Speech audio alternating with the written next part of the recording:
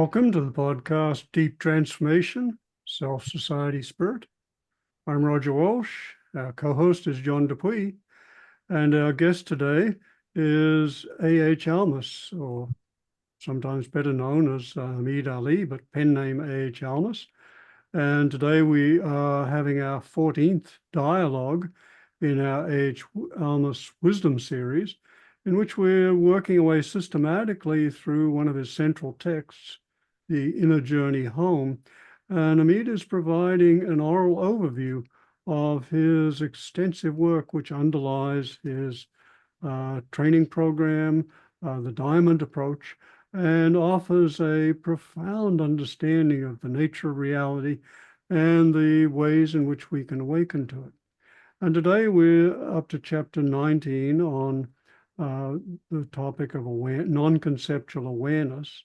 We covered a little of this in our last dialogue, but now we dive into particularly beginning with the topic of dichotomies. And this is such a profound discussion. I realize I'm a little repetitive of the last several dialogues. I've said this is a really profound chapter, but and they are, and this is a profound discussion and dialogues a topic. So we come to the topic that you, Hameed, call transcending conceptual dichotomies, and you point out that our basic nature is, or one aspect or dimension of our fundamental nature or true nature is non-conceptual awareness, but that's usually clouded by the mental operations and of the psyche, and in particular, you focus here on conceptual dichotomies. For example, being and non-being, and action and non-action, etc. And you say that these dichotomies are the underpinning of, and you say the final underpinnings of the way in which we structure the self and the world, and that these overlay non-dual awareness. So maybe you'd just like to take off from there. I thought John had something to say. Oh, thank you, Hameed. Yeah, I just want to say, I don't know if we've done this before, but if you're, and I know a lot of you have contacted me and talked to me how much you're getting out of this. So please hit like if you're enjoying this. Also, your comments are so important to us to let us know how we're doing. If you have questions, just your feedback is all important. You're our mirror.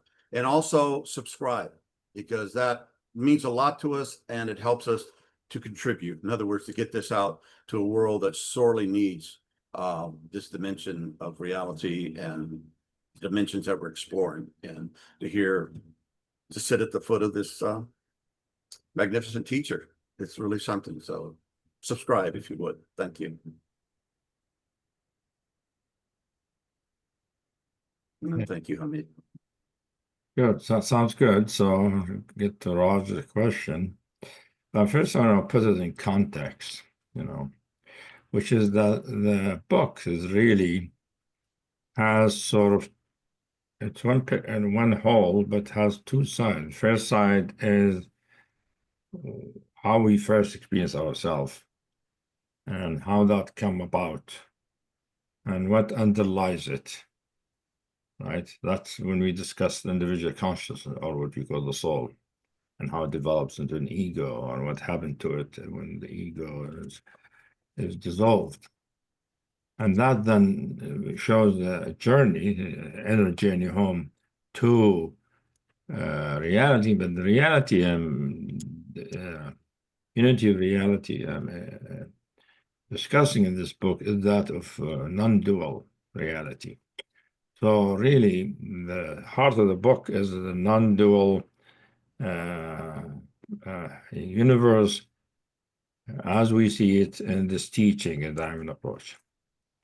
So the Diamond Approach has other realization besides non-dual, but non-dual is important and central, and this book really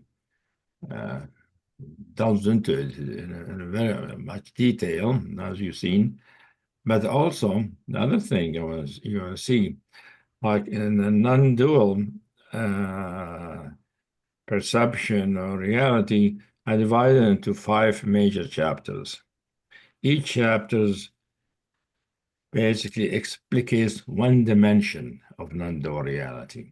So I present non-dual perception not as an overall just non-dual, which what most teaching do, which is non-dual awareness or non-dual reality or non-dual whatever, and they don't talk about a different dimension. Here, I presented a 5 dimension of non-dual reality. They all usually can be all together as one thing, but they can be differentiated as 5. There's no gradation between them, no hierarchy. It's just this, the non-dual is differentiated into 5 distinct dimensions, and that is very useful because each dimension elucidates some truth about our experience, our ordinary experience, and how also very significant in understanding how our self develops and how the practice dissolves it. And each one of the dimension shows something important about that process. And that's why I didn't present as just non-dual. That by itself, we will just say the opposite of non-dual is separateness of being a separate self. It doesn't give you more detail. Here, I'm giving a great deal of details about the self and our perception of the world and life and everything else from and some details that are not easy to get to if you look at the non-dual as one overarching, reality or dimension. Breaking it down to 5 dimensions, and for me, I didn't break it down in my mind. That's how it appeared to me, one dimension after the other. They're all non-dual. And after I went through all the 5, then all the 5 showed themselves as one reality, which is the most teaching talk about. But each one really reveals something very important about how the self develops, how the mind develops, the origin of the mind, the origin of knowing, the origin of action, all of these things, that people have many questions. And the question, how does the functioning happen? How is doing happen? How change happens? And the different levels of the mental operation that creates the self, which is very useful in understanding how to deconstruct it. So that's very important to see that. And we are now discussing the 3rd dimension that is discussed in the book, which is that of pure awareness or non-conceptual awareness, which some non-dual teaching emphasize, or it's implied. I don't know a teaching that comes out and explicitly states what I mean by non-conceptual here. As you have seen, by non-conceptual here, I don't mean just non-mental. Most people in this, teaching this talk about non-conceptual, mean doesn't involve the usual mental operation of the mind. By non-conceptual here I mean no knowing. It's beyond the knowing capacity, because any knowing implied some concept. And the last chapter, pure presence, detail how there are 2 kinds of concept. Basic concept, which is the pure knowing, the yeshe or the gnosis or of mystical experience, which is a knowing. But that knowing implies, any specific knowing implies there's a concept that then when it's abstracted, it becomes a normal, ordinary concept in the mind. And that's what I call ordinary concept. And the reification of those concepts becomes the building blocks of the self. So there's a difference between awareness and knowing. Yes. Okay. Knowing is another dimension. That's the dimension pure presence has in it the knowing capacity, which is the universal mind, which is the foundation of our individual mind. Because the mind is based on knowing. If there's no knowing, there's no mind. So pure awareness is really no mind. And there's no knowing at all when you say no mind. So maybe Zen gets into it, maybe some teaching, but I don't remember reading anywhere where it's explicitly discussed as, the distinction between the two kinds of concepts exists, which is two kinds of knowing. And that is very important and for the deconstruction process that happens in spiritual practice. And so it's a lot of detail, and some listeners will probably like that. Some people might think it's complex, and it is. It's a lot of knowledge. If it's a lot, you could call it complex, but it is clarifying, liberating, Yeah. Hameed, can I just interpolate one thing? Maybe when you're leaning down, your cap is covering your eyes, so maybe lift your cap a little bit. Okay. I'll remove my cap. I usually. It might be safer if you keep your eyes somewhat shaded. I mean, I'm not sure. Okay. Yeah. Yeah. Yeah. Safer for us, not for you. Yeah. Cap is gone, just, And you also point out, Hameed, that that not only is this this pure awareness transcend concepts, but the actual experience of it is so so refined, for want of a better word, that it doesn't even feel, you can't even say whether that it exists or that it doesn't exist. It kind of transcends that the dichotomy of existence, non-existence. Yeah.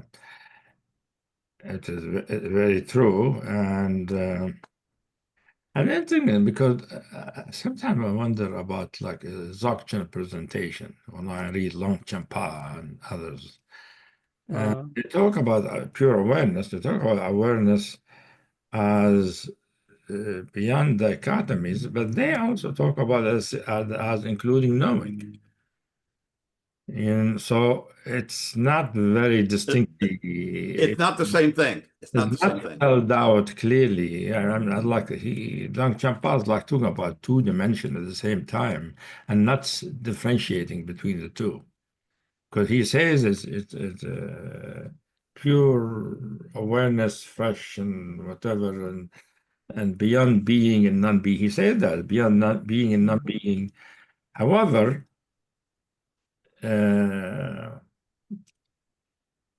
he also talks about knowing, because Rigpa has knowing in it. So it's not clear there in that formulation how knowing and pure awareness are related, because pure awareness means no knowing. That it's beyond knowing, it's just perception. And is that how we can become aware of the ground of being, just pure awareness without knowing, without conceptualizing it? Is that a desired state or dimension in our spiritual journey to I don't know if you achieve it or it happens? Yes, we will discuss it, why it's useful. Okay. We won't call it desired. I don't know if anybody desires it. They don't know what it is to do. I knew that was kind of wrong when I said it, Hameed, but thank you. I mean, most people desire freedom or realization, but I don't know. But it can appear at some point if you're very deep in the process and you experience a dimension of pure being, a presence that has the yeshe or the gnosis or the knowing I am that. You see, there's no, I, am, that, what it is. And then the pure awareness transcends that. Basically, it's basically pure awareness is the same dimension that takes off knowing, the garb of knowing, and leave just awareness is present in pure knowing too. I mean, pure knowing. Here, just the awareness without the knowing part. And could awareness be just the space, that's probably the wrong word, but that everything arises in? Before manifestation, it's just awareness. Yeah, I mean,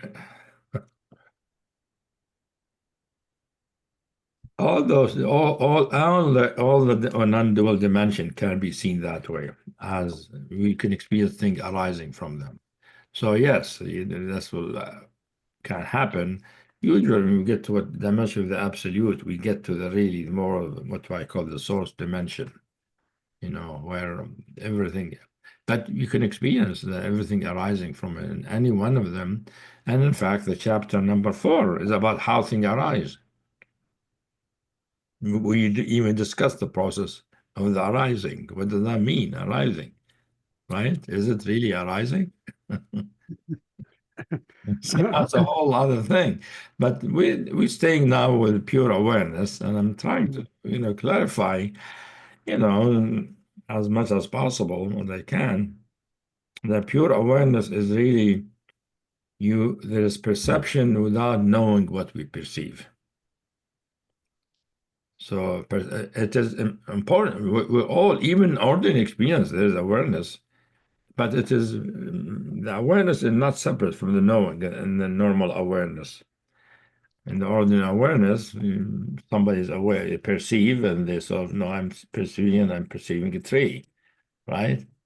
And pure awareness, when I'm pure awareness, I'm perceiving the tree, but I don't know it's a tree.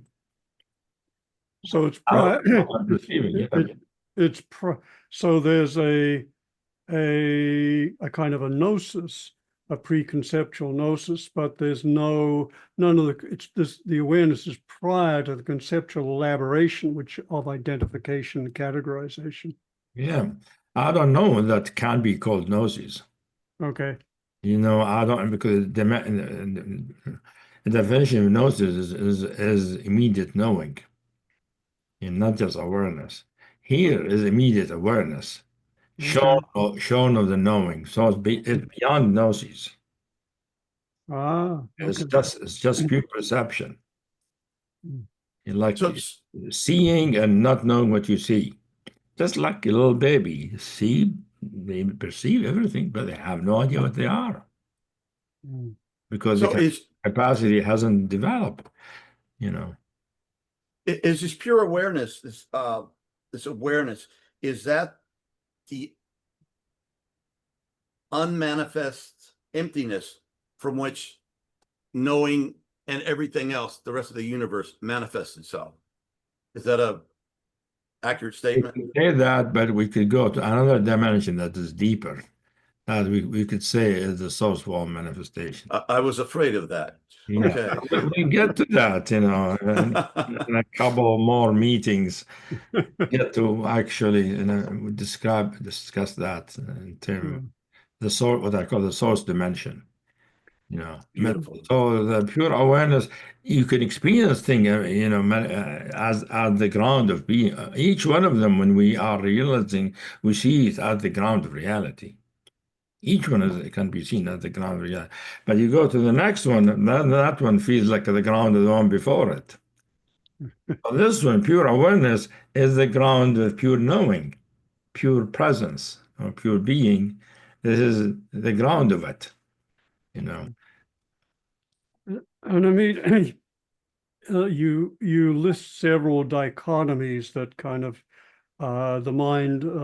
I guess the Vedanta term would be superimposition, superimposes over and obscures non-conceptual awareness. And the one which is you emphasize being very important for practice and is the dichotomy of being and doing. And I want to lead into this a little, and I want to, this is really important to me because you point to this as a sticking place, and it's actually where I'm stuck in my own practice. So I have a lot of interest in this. And so you're coming back to the same point you asked. I'm sorry, I didn't answer you right away because we had to sort of lay the ground. Yeah, right. Well, that's fine. You know the ground, but I'm laying it for your listeners Yeah. Yeah. Thank you Remind very them. much. And some people they might be just coming to this meeting. They haven't listened to the next one, other ones. And this is quite Wow, that would be about. something. Yeah. Uh, well, Yeah, some people hear about it, they go and they find this meeting and they say, what is good people talking about? I'm not, they won't know what we're talking about. They will think well, we're gibberish. well, I have to go back over these a couple of times myself too. So, This is but true, what you're saying, Roger. And non-conceptual, because there are no concepts, it challenges all the different dimension of concepts, right? And we realize that most concepts are based on dichotomies. There's a long and short, good and bad, right? Dark and light, life and death. All of these dichotomy concepts are mostly come in dichotomies and come in opposites to define themselves. They come in pairs. So the one you mentioned is one of the important pairs. yeah, and you say that many people can, many of your students can experience the non-conceptual awareness when they're, say, for example, sitting or in quiet rest, but most find it very difficult to operate from non-conceptual awareness because when they're busy or active, maybe I'll speak personally here because this is where I'm really wanting some help. Yeah. Yes, it's at this stage after many years of practice, it's fairly easy in, say, sitting meditation just to rest in non-conceptual awareness. Yeah. But it's for me, it's very challenging to maintain that, to develop a continuity during activity. For example, as we're talking now, I'm flickering in and out of that. There's a recognition, and sometimes I'm just lost back into the conceptual mechanisms of mind. And you say that's very common, very challenging. Uh, and most people can't help but fall into this dichotomy of differentiating being from doing, and mistaking and thinking that when they're doing something, they're not actually being. So it seems like you give a kind of almost like a cognitive therapy approach to how to move beyond this dichotomy. So I guess my basic question is, okay, how do we work with this? How do we develop the kind of continuity of non-conceptual awareness that you're pointing to as a possibility? Yeah, and what does that feel like when you're operating from that space? Well, it's a profound question and has many facets for the answers. But first, I want to say, most people who consider themselves realize and who are well-known teachers have that problem. When they're talking about it, or they're sitting meditating, they are in that state. They start living their life. They can't stay in that place. They become what I call the doer. You see. So there's the self as identity, and the self as the doer. And the doer is one manifestation of the self. And to be free from the doer is not easy. For most people don't know how to operate, how to function from any one of those deep dimensions. And the non-conceptual, one of the most difficult. Like how do you live your life when life has many things and specific categories and stuff, and so it is really so that's why I usually think in sitting meditation or any practice, to be in the state is half of the realization. The other half is actualization. Actualization is to actualize it in life, and living, functioning, doing. That's the other half, but it means deconstructing the doer, and even even having the notion that the doer can be deconstructed. Many people don't know that. We think, yes, I am in this state, but then when I go about my business, I become this individual person who does these things. But that is the usual self, the ego self, Now, there are many solutions to this, depending on which dimension, and this dimension has a solution, which is, first of all, to recognize, as Roger was pointing to, there is the difference between being and doing. Being and doing are a polarity, a conceptual polarity. And those conceptual polarity are exposed in this dimension. They are actually challenged. In fact, the exposition and the challenge appears by the difficulty that, Roger, you're mentioning. Seeing that dilemma can reveal that there is this conceptual, polarity between being and doing, sitting in meditation, you just being in that place, or getting up and doing. And so first of all, one of the things that this dimension helps with is to reveal that there are concepts involved. That underlies the whole construct, the whole way of looking at things, doing and being and life and all of that. Those basic, because the dichotomies here, we're talking about very basic, fundamental dichotomies that most people, and here he take to be just facts of reality. People don't think of them as conceptual dichotomy that can go beyond. They believe, most people think, what do you mean go beyond it? I want to have a life. I want to know what to do. That's what people think. There is terror. There is experience of annihilation. That there is ego death. That are all needed to go beyond those conceptual dichotomies. They're not easy. It's not like you know it in your mind and you kill them. No, you go through an actual deep transformation that leads to a different kind of death, which is the death of mind, and which include the death of the doer. And that death, for most people, is terrifying. For most people, say, well, if the doer dies, who's going to do these things? You see, who's going to live? Who's going to do the jobs? Who's going to cook? Who's going to drive the car? But they're still caught in that concept that somebody needs to, there's somebody, a doer who does these things. That means the concept is still operative. Yeah, and Hameed, if I can just interpolate, it also feels like experientially, if I trace it back, it feels like there's a lack of trust that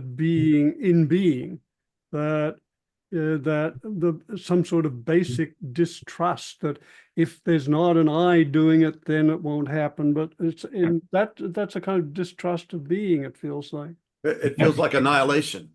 There is a basic distrust that the ego has. Ego thinks it's needed, basically, and true, for most of life it is needed. And so it's a continuity of, so when you get to this stage, that's a lack of trusting being will come to the rescue. The being will show what happens. That's a deep level of trust need to happen. But as John said, to get there requires dealing with kind of fear and terror, and that distrust has a history too, because different people have different level of trust or distrust, and that's because of their history, how they do. And they develop lots of trauma. It's hard for them to trust.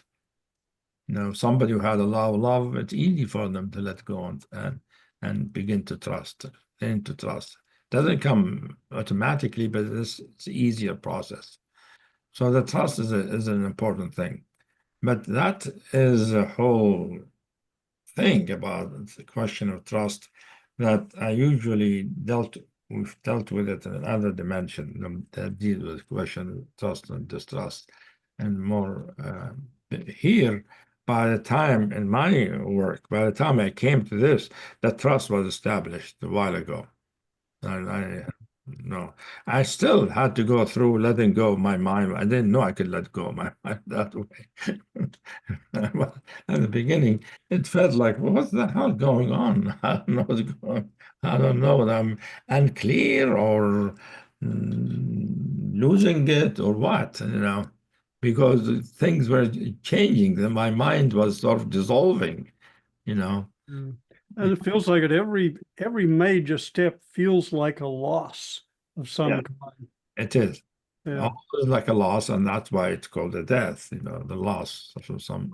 But there's a basic discovered an okayness with the process.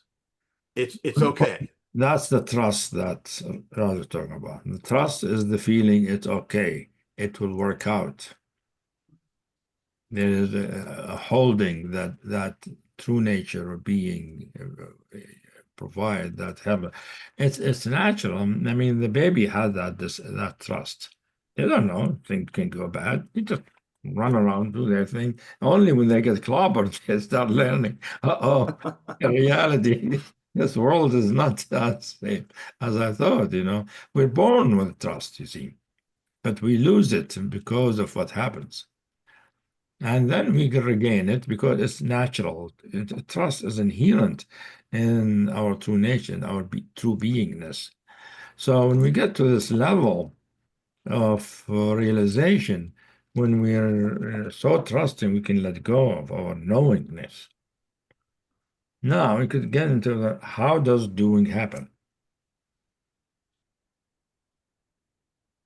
You're a doer. Mhm. And from this dimension, doing happens because everything happens, including doing on its own. Nobody does it. So, it's not like I'm driving my car. No, the whole the car and the road, all of it happens, including the driving. There is no individual operating. The whole universe function and must So as we one have, I'm sorry. unified as one unified fabric of reality. That takes us to the next chapter, which is about the dynamism of being, but we don't want to go there yet. Yeah, I'll try. I'm always galloping ahead here, but there's a sense when you let go of the doer, it's still going on, but it's more the perception you're being done, or whatever you thought you were is not doing. It's just the universe being done. If that, Yeah, so that is, if you're fully grounded in this realization, then whether you are sitting in meditation or you're walking, it's the same thing. Yeah. It's the same state. Even the sitting is manifesting by itself. You're not sitting. There's nobody sitting. There's just reality aware of itself. So when you get up, it's nothing. You're not getting up. Reality is manifesting that appearance of somebody getting up. But that somebody, because non-dual, nothing is separate. It's one unified fabric. The whole universe is one thing. There's no individual in this universe. Yeah. There's the appearance of individual. So far, in terms of the question, how do we develop this continuity, or use your language, how do we move into actualization? That is more of a continuity or lived realization of this non-conceptual awareness. You've spoken of trust. We trust being. We recognize we see through the dualism of thinking that action is separate from being in some way. are there other ways to for this actualization to occur? And I'll just mention, you say that, There are different ways, yes. I'm yeah, talking about them, the most basic one, uh-huh, which is when you're really completely dissolved, and there's only the pure awareness there. Then pure awareness just continues.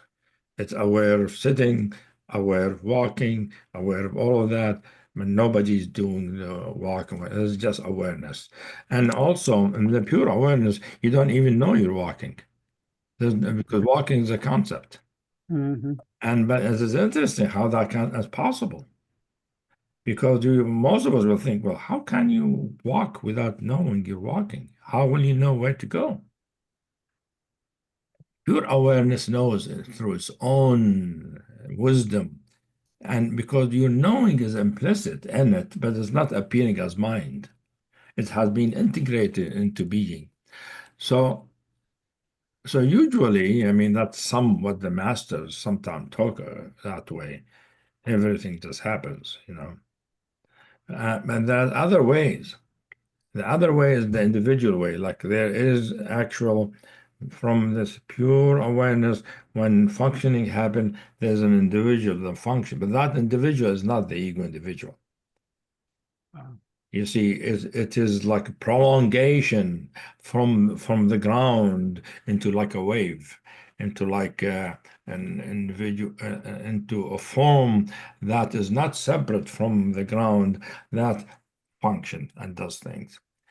So we can experience ourselves as a form, but that requires the development of what I call the person essence, the pearl. That's an importance of the pearl. So many of the teachers don't have the pearl, they haven't developed it, so they cannot do from that perspective. That's why they have to do it from the perspective of pure awareness, which is the most difficult one. It is really difficult. You really have to have no concept left holding you up, and that's rare to find. Most people have still some concept hidden someplace. So some master, of course, get there and they do it.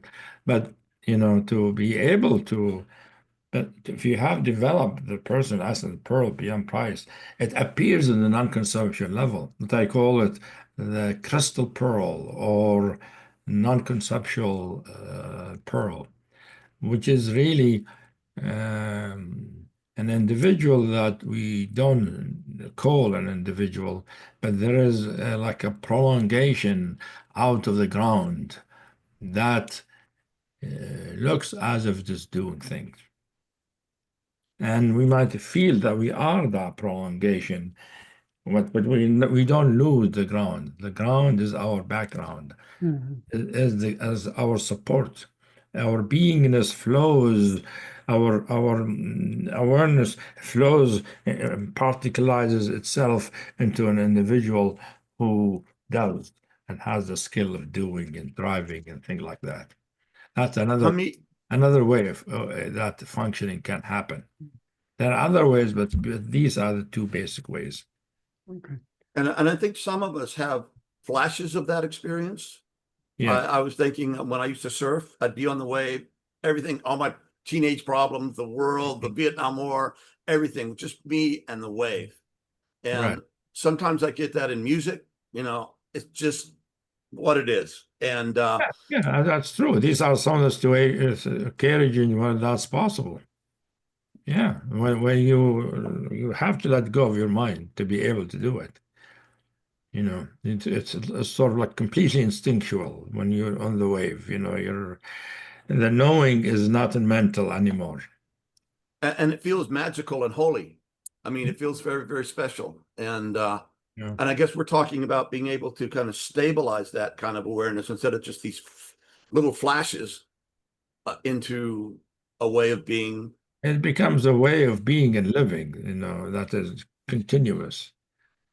Yeah, that's not just in specific situations, but in all situations, like going to sleep. Like sometime I go to sleep, for instance, and I go under the blanket and I wonder, so who's going under the blanket?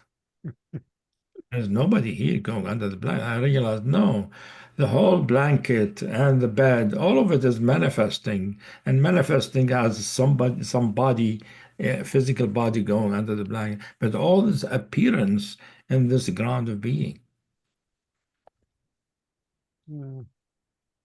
which is really, then you go to sleep like that. That's a very interesting way. And for me, does the awareness continue unbroken as you fall asleep? It can. I Mm. mean, or for me, frequently, no, I fall asleep, lose consciousness. Sometimes dreams happen, can be, awake dream or not. But the sleeping is becomes even going beyond the awareness to cessation. Because Ah, true deep sleep is all awareness is gone. and yet sometimes, in the advanced dream yogas, there's some remnant of awareness even in that cessation, it sounds like. Yeah, there can be an awareness. Well, there are two things to report. There is what's called lucid dreaming, which is Mhm. there can be you can be awareness continues in dreaming, and the dreaming can embody that realization. Mhm. Is only you're still in this nameless awareness, or it could be not. But also the other part you're mentioning, I think it's discussed by some teachings, is that even in deep sleep, there's some kind of awareness. But Mhm. that awareness is not awareness of anything specific.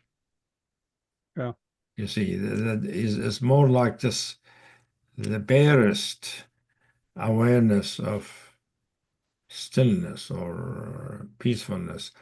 And and usually most people don't remember that when they wake up because they don't know that dimension of awareness and stillness. Yeah, you're coming back into a whole different dimension in play, Yeah. and most of us Yeah. lose it. There are other, in the Hindu teaching talk about the different turiyas, the different levels of sleep. And there is also another level of sleep when even the awareness is gone. Mm. And basically, when you wake up, it's like, what happened? Mhm. It's like it feels no time passed, nothing happened. It's like I close my eye, now I'm open my eye. And that is even the sense of awareness is gone.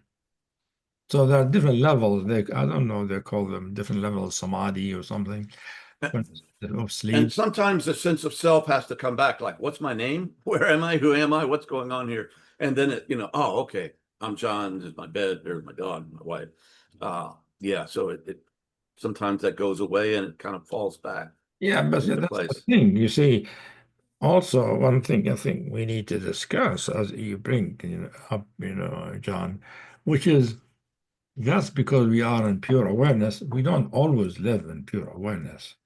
In fact, it's not possible. I don't know if anybody ever lived completely always in pure awareness. Other dimension arise, like the dimension of knowing arises, you know, and you know what's happening, but you're still realization, you're still non-dual reality. But because the dimension of pure being that has pure knowing is part of the non-dual world. But I put it as a different dimension. But that dimension arises together with awareness. And that's actually what happens for most people who realize they have the two dimensions happening at the same time, but they see them as one dimension. Like there's So could we knowing. say that the doer becomes more transparent, if you will, to um, to being? In other words, doing is still going on, but it's not this rigid, reified thing that you talk about a lot, but it's more Well, of a they, transparency. what feels like is that the doer is the pure non-dual ground. And it's doing through a prolongation of itself that we call John. I call the God finger. Everybody the God finger. The God God moves his Right. finger, and we call this person talking, you know. That's great, Amit. I think you need to patent that. I know, yeah, that's one of my favorite expressions, the God finger state. It does put a very different perspective on each of us. And Hameed, why Yeah, do I'm you always a God finger, really. Yeah, right. There's only God fingers in the world. Right, exactly. Well, Hameed, I wanted to ask you, why do you think that we evolved to the sense of separateness that we have to work through to realize back where we started from? I mean, or maybe it's not started from, but this kind of, especially in the West, the sense of separateness has been so, and individuality has been so built into our culture and our teachings and our life. Why did that happen? Why did we become these entities or beings that think that we're separate? I'm not you and you're not me, and I'm gonna live, I'm gonna die. It's an individual thing. Is there a purpose behind that whole process? I think you're forgetting we discussed that. Oh, I probably did. I'm good Yeah, at that. I'll remind you. When we were talking about the person essence, we discussed that. Okay.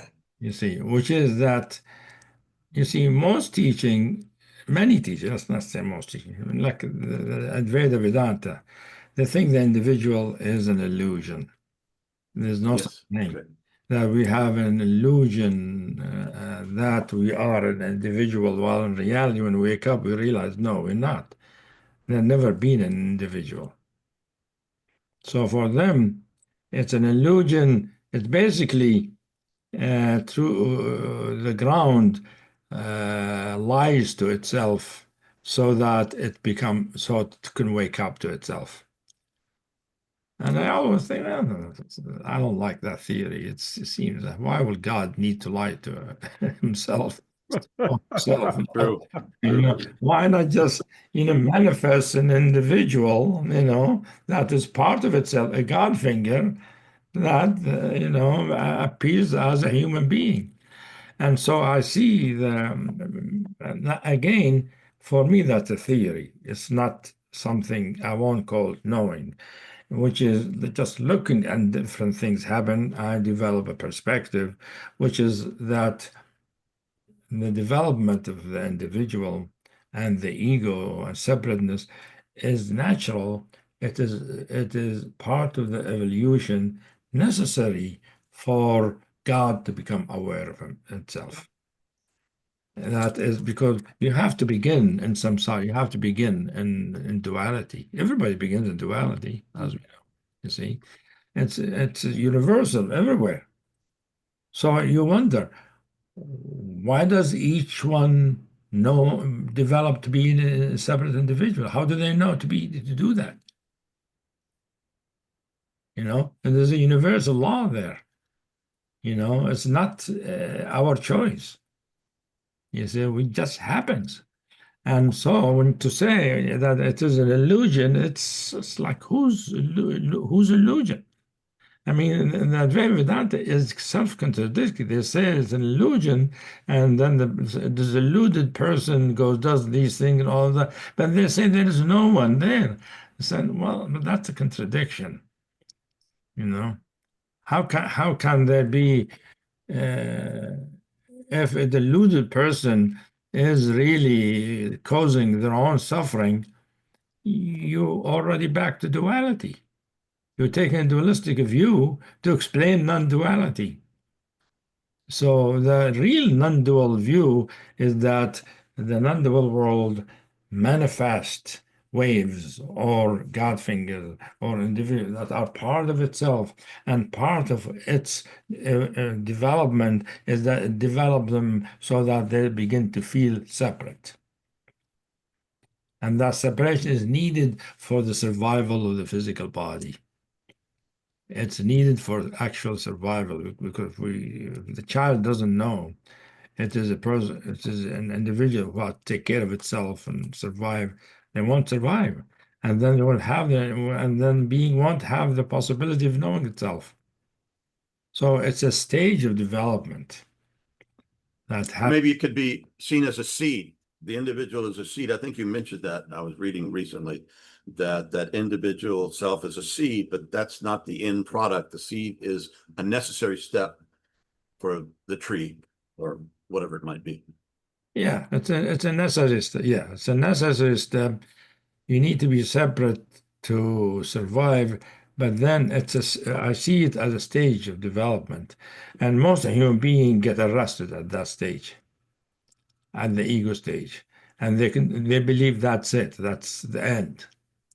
You see, it just matter being more capable and separate individual or not, you know. And so therapy says you are a separate individual who can work and have relationship. That's a healthy individual. That's the goal of therapy, you see. And unless you go to transpersonal therapy, that's different. You have to bring in a spiritual element. But I see it, my perspective is that it is part of what happened in this cosmic drama, that being manifest and being sort of make itself not be aware of its vastness by appearing as this individual who believes itself as a separate. But in reality, there isn't one. It's not an illusion, it is an appearance, you It's know. nice. Yeah. Things appear that way, but when you wake up, you realize, no, that was just an appearance and that I believed in, and being let you believe it, let make the wave believe it is separate, you know, so that it goes on, lives, survive, learns how to brush his teeth and this and that, and take a shower. All of that needed, and stay healthy and go to the doctor and all of that. All that's needed. Otherwise, you know, remind me of some of the Indian gurus where their students have to take care of them about everything. They take them to the doctor. They don't know anything like it. It's true. That means they haven't developed, their ego hasn't developed enough.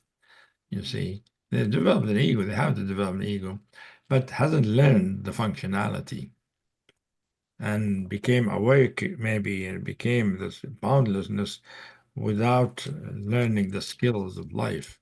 Without the actualization, I think is how you Yeah, phrase it. without the individual actualization. Yeah, That's possible, yeah. yeah. I mean, I want to, there's so many places, directions we could go here, but I want to come back to the dichotomies, which take up so much of the focus of so much of this chapter, and particularly come back for the moment to the one, as you point out, one of the most frequent and important dichotomies in life and spiritual practice, and that is the dichotomy between good and bad. And clearly this mental dichotomy is the foundation of so much of mental dynamics of attraction, aversion, compulsion, craving, and a lot of spiritual work is concerned with the results of this dichotomy. So it'd be great for you to speak about this. Yeah. Well, because all dichotomies are conceptual. So they don't exist in this dimension, pure awareness. The pure awareness goes beyond those dimensions, beyond those dichotomies. So the good and the bad, they're all just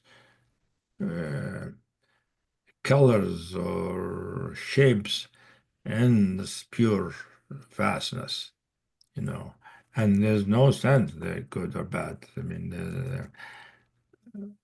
it requires the knowing capacity to know the good and bad. Here we were beyond the knowing capacity. That doesn't mean if somebody who is living in a non-conceptual, they don't see suffering and they don't see, horrible thing happening in the world. They do, however, they have to use their knowing capacity to know that. If you stay completely in the non-conceptual, you can't really operate completely in the world, our world. You'll be away from the world in some sense, you know. But to be live in the world, yeah, the dimension of knowing is necessary, and the dimension of knowing has those dichotomies. There is, you know, you see suffering, you see badness and goodness, and there is a natural. But even in the non-conceptual, even if we don't know, the non-conceptual, we talk about how it functions, how it does, it still function from compassion inherently. It doesn't go toward hatred, because hatred is not part of the pure awareness. It's the later development, you know, of concepts. You see, if we are in the, we see hatred in the world, and we don't know it's hatred, but our response to it is to diffuse it. We see pain, our response to it is to heal it without knowing it's pain. It's a non-conceptual bodhisattva in that case. You see. Oh, that happens, but I think for most people, the dimension of knowing appears that gives one more knowing of what's happening and usage of the knowledge that is available to help. You see. And you speak of the general principle that accessing pure awareness undermines this dichotomy of good or bad and all dichotomies. And you say that, and that, of course, with the undermining of the good-bad dichotomy, undermines attachment, craving, and aversion. And you say that allows the heart to open to essential intelligence, to let the intelligence of Yeah. essence, I think in this case, work through. Yeah, because there is heart on the non-conceptual level. In the sense, there is what we call love, but you don't know it's love. You don't call it love. It's just the color change, pink and gold, all that appears in this ground and flows in a way that other people say, oh, this person's loving. While the one who's living there is, what are you talking about? You see, but you see, those dichotomies, many of them that are very important. You're talking about the good and bad. One dichotomy is being and non-being. That's what most teaching focus on. You know, the being and existence and non-existence. And this dimension, this is conceptual. You can't say I exist or don't exist. Nobody's there to say anything, whether you exist or not. You just, this is pure awareness. Pure, clear, transparent, lucid, you know, limpid, fresh awareness of everything. And I would ask, what is aware?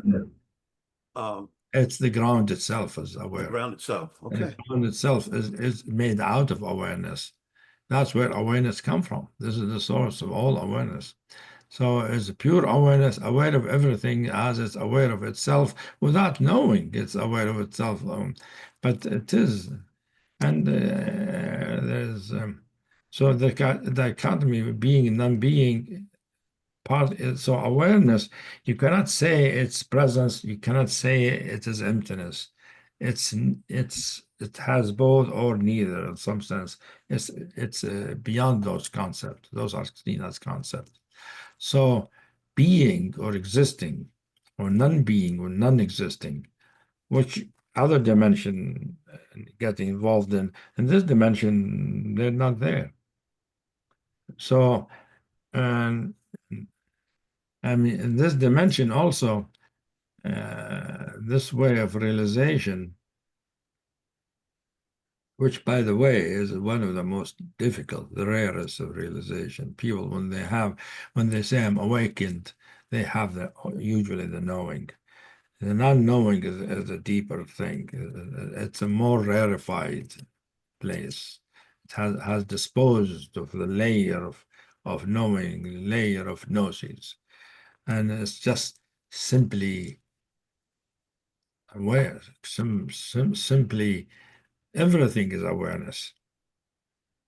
And the awareness is aware of itself at all points of itself. Mm. You see. And this is the most fundamental or the ground dimension. There's probably something under that too, but as far as I'm able to yes, there is. But for so far, let's say it is the say ground. for it. Okay, good. So far, we are at the ground, the ground, the ground of reality.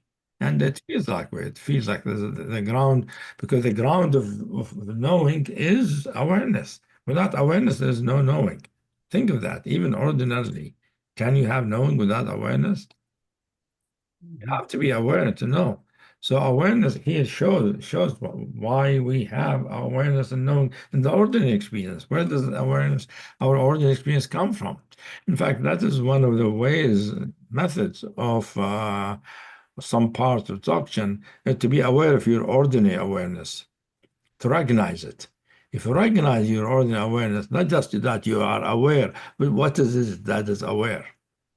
If you become aware of that, you wake up to this pure awareness. And and you point out that in this pure awareness, when the superimpositions of these dichotomies, and particularly now the good and bad dichotomies, dissolve in under the illumination or the healing light of awareness, then you have this beautiful expression that love and joy can operate and express freely, and one can love without needing to possess, and with love with liberated joy and delight. Yeah, but that's what I'm trying to say there is that morality and ethics doesn't disappear. Mm-hmm. When there's only pure awareness, when there's no good and bad, doesn't mean no ethics, no morality. Because our being is inherently a goodness, inherently, it cannot do anything bad on its own. So it will function, and from the externally, it appears as this person functioning in a really ethical, dignified, real way. This is really good news, Okay. Hameed. Yeah. This is very, very positive in life. Existence affirming, maybe I should say. Yeah, it is. It is because reality is at all its, when we get to true nature, any of the dimension is a pure goodness. Here, it's a pure goodness that doesn't call itself pure goodness. It's pure goodness without having to call itself pure goodness. Just like the baby is aware without knowing, without saying it's I'm aware. Right. You might say that people that we consider saintly human beings aren't aware of their saintliness. They're just operating from that place. Yeah, of course. That happens. If you are in a pure awareness, there's no such thing as you know uh, as we talk about that. There's no good or bad. So there is no conceptualization of good and bad, but the behavior is saintly anyway. Yeah. Yeah. That from the outside it will appear as a good, as ethical, as compassionate, as loving, because that's what happens even in the pure awareness. This pure awareness, which is transparent, clear, and colorless. If what's needed is love, it turns color into golden color, or golden color appears in it as love that is needed by the situation, the individual, you know. And I liked Ramdas when he talked, when he remember one of his seminars talking with the Buddhist teachers who were talking about awareness. And he said there is also loving awareness. You talk about loving awareness. And I saw he knew it. He understood loving awareness. He had awareness that was golden. yeah. And at the very end of his life, when his aphasia was very bad, he could barely speak. It just sit there saying loving awareness, loving awareness, loving Yeah. awareness. And it is, I remember looking at him and seeing it, seeing he had that transparent awareness, but had a golden color. So it Yeah, was loving, although it was a pure awareness. yeah, it was beautiful. While the people around him, they knew awareness always clear, it didn't have the color of golden. Mm, yeah. Hamid, I want to get to a couple of some more of these dichotomies because you have some more that are really meaningful in so many ways, and particularly you point to the importance of the dichotomies of first the one and the many, but also duality and non-duality. Of course, non-duality is such a kind of buzzword in the spiritual circles these days. But you point out that that it's a little tricky because even to apply the term non-duality to true nature is to try to F the ineffable, to put a concept or a fit true nature into a category. Yeah, you're right. I mean, it is a conundrum, and it is sort of difficult how to speak because you call it non-dual to say there's no separation, basically, there's no duality. However, in this dimension, duality and non-duality are are dichotomy, two sides of a conceptual dichotomy. So we're still looking at things conceptually when we talk about non-dual. When you're in this place, you don't say non-dual. You have no idea what's dual and non-dual is. You're just It- pure awareness, being fresh and aware and functioning in a loving way without knowing you're functioning in a loving way. like the saintly person wouldn't say, "I'm such a saint," you know. Yeah, so, It would. well, so yeah, the same exactly. Just like somebody who's really in a non-dual, and this dimension, because non-dual can be with knowing. And we could call it non-dual. This non-dual dimension of non-dual is beyond concepts. So you don't say it's non. It is non-dual without the concept of non-dual. I mean, it's non-dual in the sense that there's no thing separate. It's a unified fabric, Mhm. unified reality. It has no. It's not like there are many pure awarenesses. There's one pure awareness, you know, and. But Hamid, you kind of break down all these different dimensions with the end goal of being able to put it all back together again in a co-emergent. It's all there, all Yeah, of this stuff all the time. exactly, which we will get to at some point. You're right. You're reading ahead. That's good. I am. I'm sorry. That's good. No, that's good. I mean, the listener need to know that we wouldn't, and I'm not even breaking down. That's how it emerged in my experience. Yes. Possible to it's not the mind breaking it down. It's the reality manifesting itself in different ways to show us the process of how things happen. You see, because the dichotomies are important for the development of the human being. You need the good and bad, and you need being and non-being. You need doing and non-doing for to function in the ego level, which is a necessary stage. Mhm. And one of the dichotomies, for instance, is we talked about being and doing, and good and bad, and being and non-being. But all the conceptual dichotomies, and the important thing I wanted to say here is that when we begin to have hints of this dimension, those conceptual dichotomies arise as the obstacles. And that's why we need to see them as conceptual dichotomies that are not fundamental. They're not absolutely fundamental. So they arise because the whole edifice of knowledge and self are based on them. They are the ground, the building blocks of Yeah. the later conceptualization and the later self-images, and the later identification, all of those require those dichotomies, you see. It's the structure of the seed itself. It Yeah, needs to be there for the seed to be what it is, to become what it yeah. So can be. but to go to the dimension, we need to go through these things. We need to experience them, recognize their usefulness, and be able to be without them. Yeah. Yeah. And jumping ahead a little bit, but since you brought it up, Hameed, you basically there's a idea in adult developmental psychology that there's a possibility of reaching a stage of what's called concept awareness, in which one recognizes that all one's beliefs are just these mental constructions.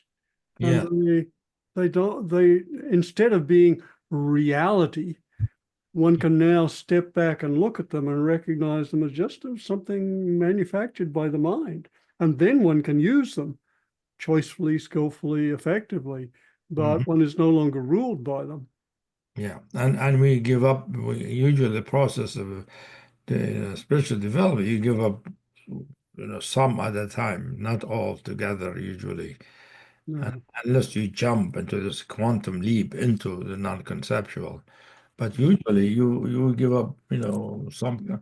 I mean, when we work through our identification, we're working through all the identity are based on concepts. Yeah. No, I remember, in discussing pure presence and its knowingness, I talked about basic concepts. Yeah. Basic concept is things like love and being, and but they are that you are knowing what is, not created by the mind. You see, not it's created by being. So. So life and knowing and functioning, all that are created by being. But in that dimension, we know them because there's and that knowing implies a concept that later on, when it is abstracted and kept in the mind, remembered, it can be then reified. When it's reified, it can be used as a building block for the self. So you see how the stages of the building block for development of the self requires, first, it needs the awareness for it to even have experience. Then it needs knowing to be able to orient itself. And that the knowing has then developed into mental knowing because of memory, and impression. That experience impresses us, leaves imprints on us. And those impressions become reified, become like realities on their own, something in our mind, and we hold on to it as true, fundamental, always so. Like holding on to our pain, for instance. How do we hold on to it without some kind of reified concept? There's no reified concept of that event that caused the pain. It will go away. You see. So concepts are not bad, except when they become our prison bars. Yeah. Until they are reified or they become something that Reified, and after the reified, identification with them, believing them to be fundamentally true, and you can't live without them. That's the prison bars. Yes. Yeah. So when you can hold them in this more awake, more transparent way, they're not bad in themselves. They're part of being, but it's when we reify and make them our prison bars, and they keep us locked into our separate identity. That's a good way of saying it. It's a generous way of saying it, John. Yeah. Yeah. And one of the concepts, dichotomies you point to as being really important on the spiritual path, and you actually lay out a progression here, is the dichotomy of something is meaningful or meaningless. Oh, yes. And you point out that there's a interesting journey here that we have, and particularly anyone who's on a path has a deep need or felt need for meaning. And until there's the realization of one's true nature, one recognizes this is what's truly meaningful in life. Yeah, yeah. But then you point out, Yeah. sorry, go ahead. Then you Yeah. point out the paradox that at that point the meaningless dichotomy kind of fades away, and it can feel like a loss. Yeah, yeah, because many people begin their spiritual journey because their life feel meaningless and looking for the meaning of life. That's it. What is the meaning of my life? And you cannot find it in the external world. You find it in the journey, a spiritual realization until you recognize your true nature, your essential nature, and that becomes so the meaning is not a concept, something that can be discussed. It is actually the beingness itself. It is the presence itself. When we feel that, the sense of looking for being disappears. That becomes the true meaning. That's why I think the Sufis, when they refer to presence, they call it meaning. That's nice. I mean, that's really Yeah. powerful. Yeah. So I was surprised to see it, that the Sufi, the word for it, Arabic word, ma'na, means meaning. They don't say present, they say meaning. Because it is the meaning of life Oh, to live that. I just got that. That's very, very good. Thank you. Yeah. But then when we go to the non-conceptual, we've gone beyond meaning. Because meaning is still meaning on the being level is is happen through ways, through gnosis. The meaning is not something in your mind, is your being, is the meaning. But being. When you go to the pure awareness, the concept of being is gone. When the concept of being is gone, the concept of meaning is gone. And here, you don't feel there is no meaning. There is just the idea of meaning is not there. It doesn't make sense. Yeah. You see, it's not meaninglessness. It's even meaninglessness is gone because meaningless is the opposite of meaning. It's a dichotomy. You see, and in the pure awareness, we've gone beyond all conceptual dichotomies. So we don't feel meaning or meaninglessness. There's just pure freedom and freshness of the awareness. And meaning is a manifestation, even though maybe a subtle manifestation, but it's still a manifestation. Yeah. Yeah, meaning it is a manifestation, but a manifestation of our being. It's not just manifestation of our thoughts, manifestation of our presence, of the realness of what we are, our real being is the true meaning. And of course, there are all kinds of meaning in the world, the meaning of this, meaning of that. But here we talk about what is the meaning of life? What is the meaning of existence? The meaning of existence is the recognition of existence itself. You see? Yeah. And you link this also, Hameed, to the dichotomy of purpose and purposelessness, and Right. pointing out again that there are stages on the journey here that it can feel very important to have a purpose, and we can get very attached to that, which creates suffering. But then eventually, ideally anyway, we realize true nature, which transcends any purpose. Right. And then there's this sense of fulfillment without purpose. Purpose kind of loses its meaning or significance. Yeah. So that reminds me of the Buddhist idea that we come to this life to get enlightened. That life is needed because human life is the only way we can get enlightened. That means they're talking about purpose. Mhm. That the Yeah. purpose of human life is to get to Buddhahood.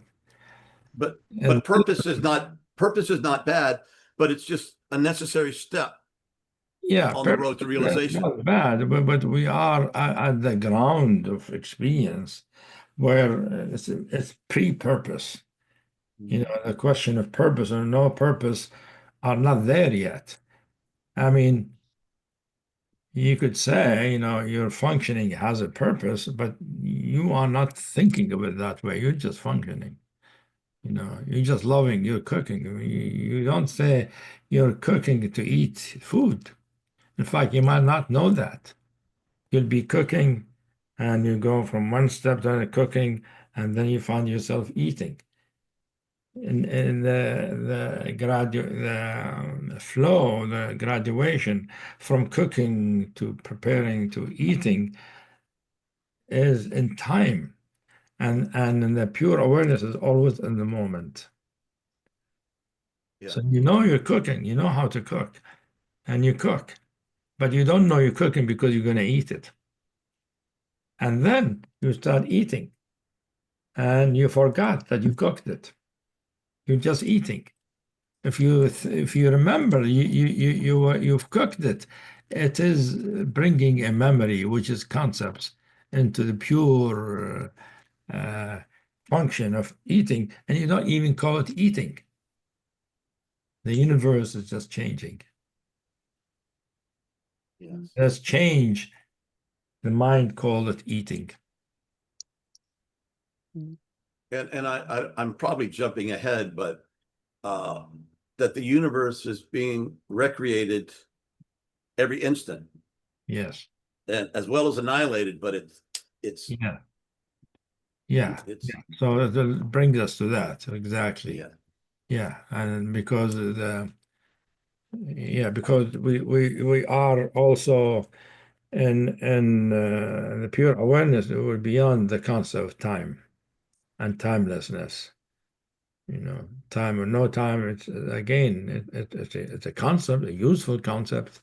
However, in this dimension of realization, there's no question. You don't even say it's timeless to say, mean you're negation time, but timelessness and time are the conceptual dichotomy. It's just the fingers of God wiggling. Yeah, you could say that. But you don't even have a concept of God. Sorry, Lord.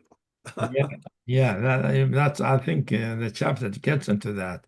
Oh, That it does. the concept of deity is a concept. It's a good concept. It's a real concept, but in this dimension, we've gone beyond concept. Yes. So God is being God without thinking it is God. Yeah. You mentioned the universal heretic at one point, which is very powerful, that Yeah, you get to the place beyond all the different spiritual traditions and teachings and this and that, and you're just that, and you no longer believe, you just know, if I'm understanding that correctly. yeah, like universe. It's a good thing you bring in the universal heretic. Means in this place, there is no believing in any teaching. There's no adherence to any teaching, any path. We're beyond it. We're beyond the idea of teaching, path, and so that's a universal heretic. I don't, I can be within this teaching or that teaching. Or, I mean, you could arrive at this from any teaching. However, when you are arriving it, you drop the teaching and you drop all teaching. So in that sense, you're a universal heretic. You don't believe in any of them because there's no belief. It's not like I believe, but I don't believe in those. No, there's no such thing as belief because belief requires concepts. And also it seems like at the stage you're pointing to, Hameed, there's the recognition again of all concepts or belief systems as mental constructions, and one sees through them in that way. But you point out one is also free to use them in whatever way is most skillful. Yeah. So that brings us back to the question is that for most of the time, even for a realized individual, the pure awareness comes together with the pure knowing. Like the pure awareness and pure being are non-dual, inseparable. And that is where Dzogchen, I think, perspective is knowing and awareness at the same time, inseparable. And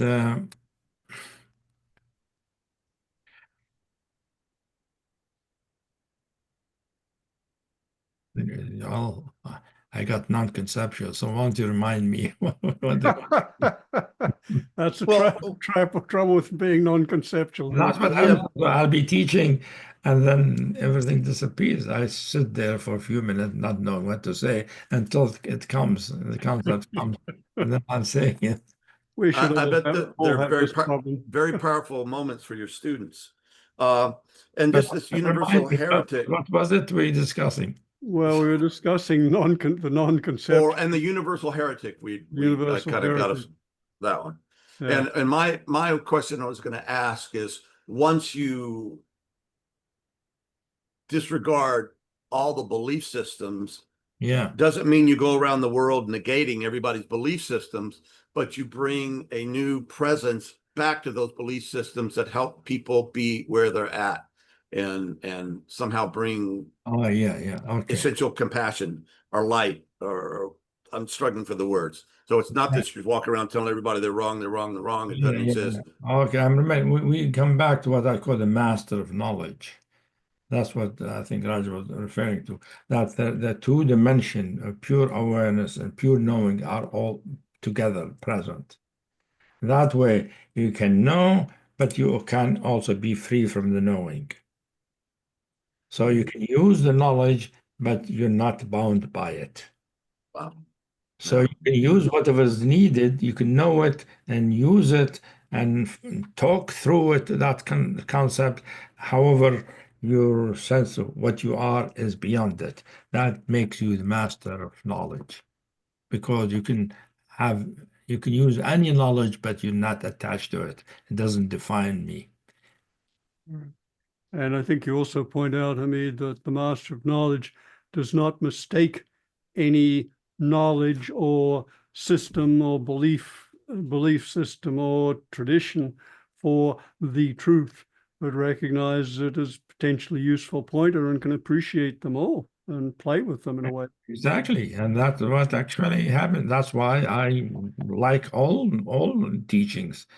I could tell which teaching is real or not. So, not everything teaching is real, but most of the universal teaching we know about are real. They come from a real realized individual, and each one has a perspective. And I can see the perspective, understand it, benefit from it. In fact, the Diamond approach borrowed from many perspectives and its conceptualization and understanding of what's happening. And so, yes, I see the conceptualization of the teaching and its usefulness, but I don't have to adhere to it. I can shift to another one because I can see all of them. I can go beyond any one of them. I can use one of them, live within it for some time, but I'm not bound by it. No. And I think you're pointing to your ability to see all these perspectives or teachings and their relative use and value. And it feels like, are you pointing here towards what you call the view of totality, the recognition of, well, I'll let you speak. Yeah. That's what I call the view to that. It's not in the book, in this book. Right. The view is in other books, which hopefully we'll discuss at some point. That there are other kind of realization. Even I'm talking about the five dimensions of non-duality, but we're talking only about non-duality. There are other kind of realization that this book doesn't get into, and that brings the view of totality. There's non-dual. There's other kind of. Hameed, you mean there's another book that I have to read? No, many. Only about They're 50 not of big. them. They're not big as this one. No, I've started writing everything out longhand, huge passages.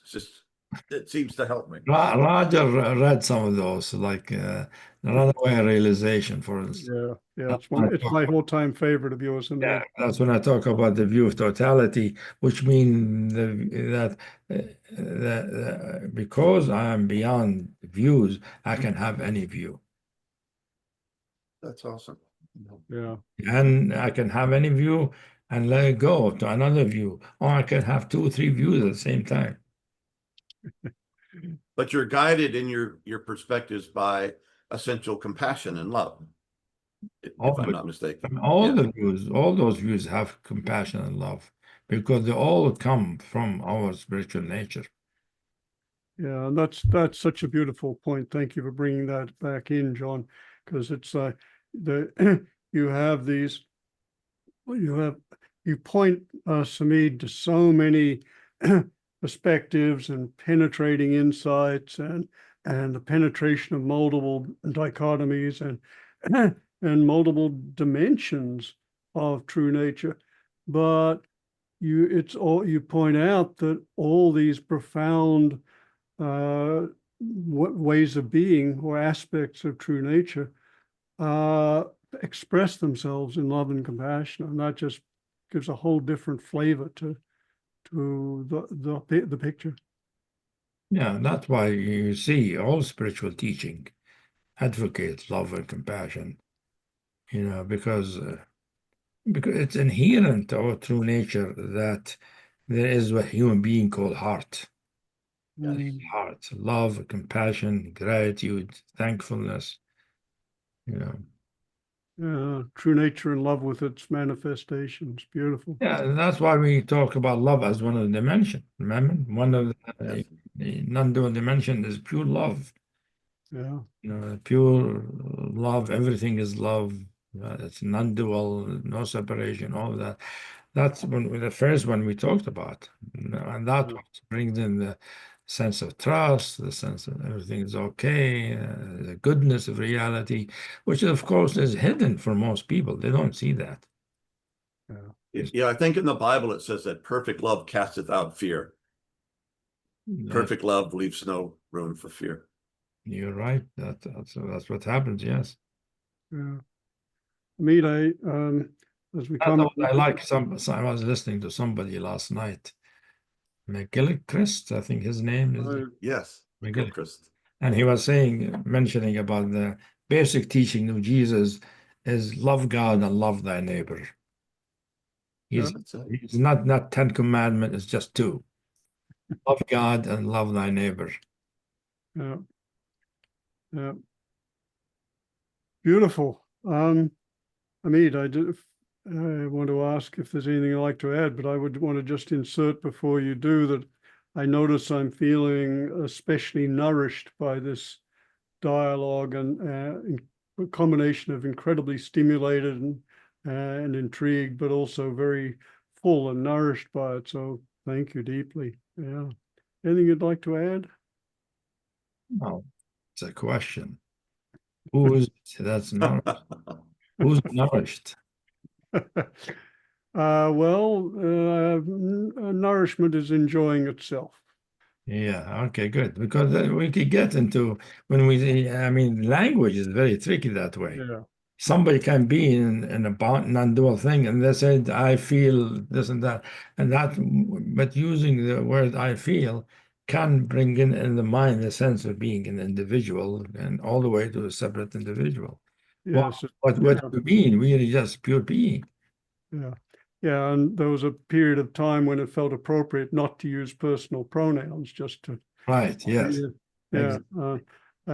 And yes, it is very tricky, and simply using those pronouns for me anyway tends to cohere. And one other thing I noticed that, you've talked about transcending the separate self sense in many ways, and for myself, there was this, when there were initial recognitions of that and seeing through it, a feeling like, oh, that's done.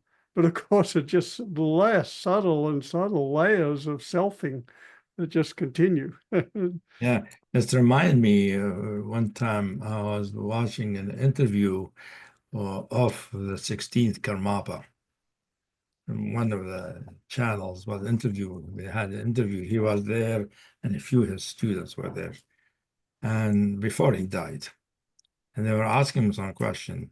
And I noticed something. I don't know if the other people noticed this. When they ask him about the teaching, he will respond. When they ask him something about himself, his life, he wouldn't respond. He'll have one of his students respond. Uh, He wouldn't talk about himself.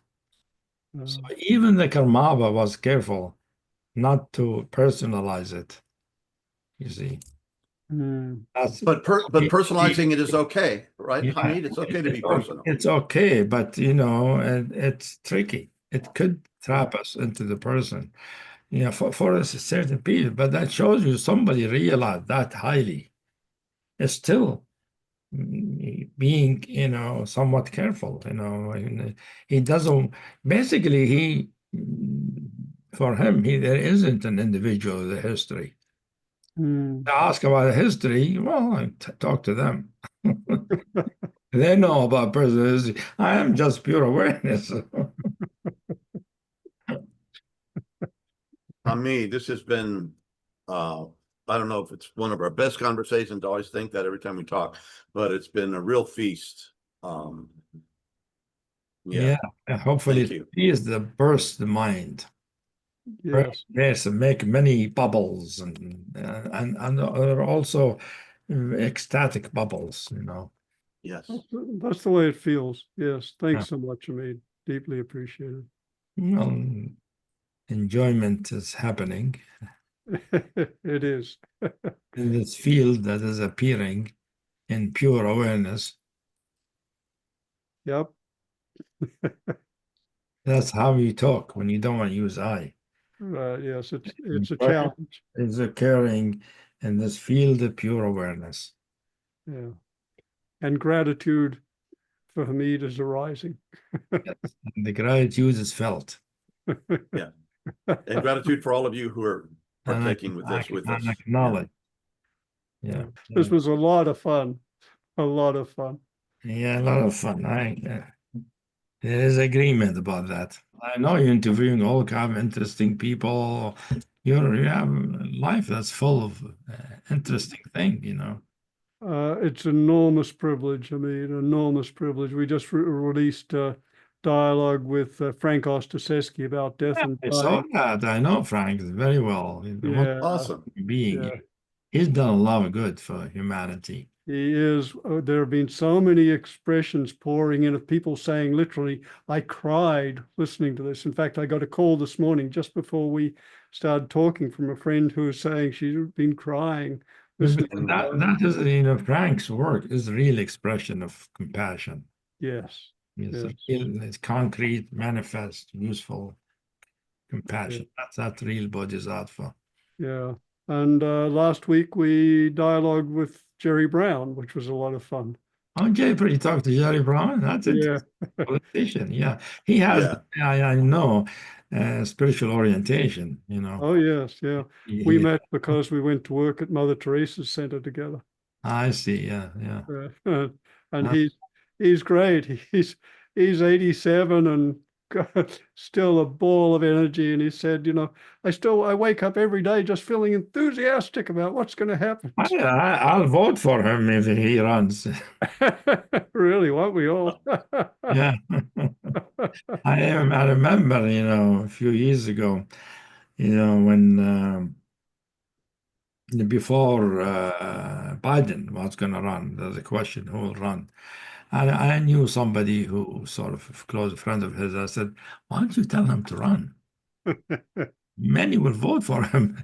He said, well, he decided he's too old. I said, well, He tried 3 times to be president, ran for president 3 times. yeah, I think at that time he could have won at that time.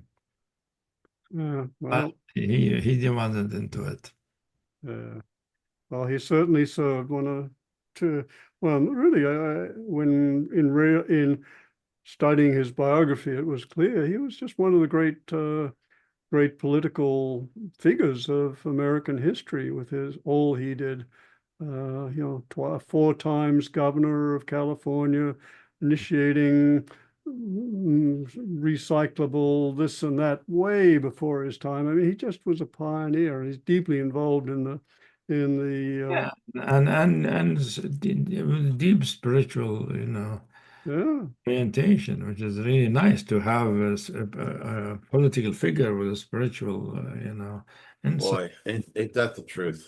Yeah, that's rare usually, Yeah, I think I came away from our dialogue feeling like, yep, this is pretty close to the philosopher's age.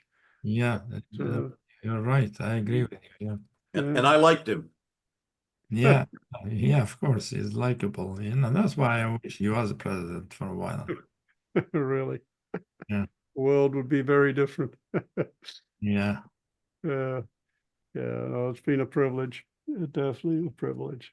yeah. Wow. It is, yeah. Yeah. Yeah, okay. Take care. Okay. Enjoy all your interviews. Thanks so much. Thank you, Hameed. Okay.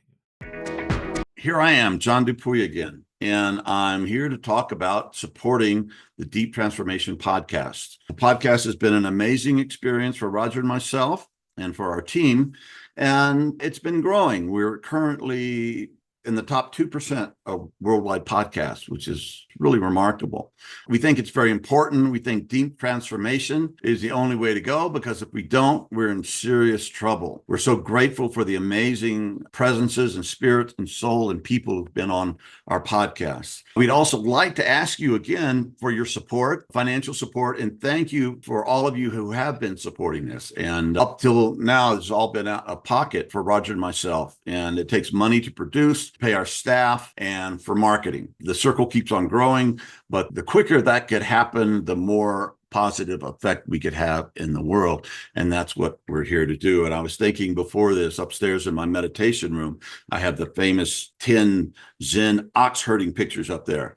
And the final one, after you guys go through all this journey, is going back into the marketplace with open hands and open heart. So that's what we're trying. Open hands, open heart, open mind, so that we can do what? We can transform effectively and deeply and listen to some of the greatest minds on our planet as to how to do that. So thank you for your support. We love you and you matter. God bless.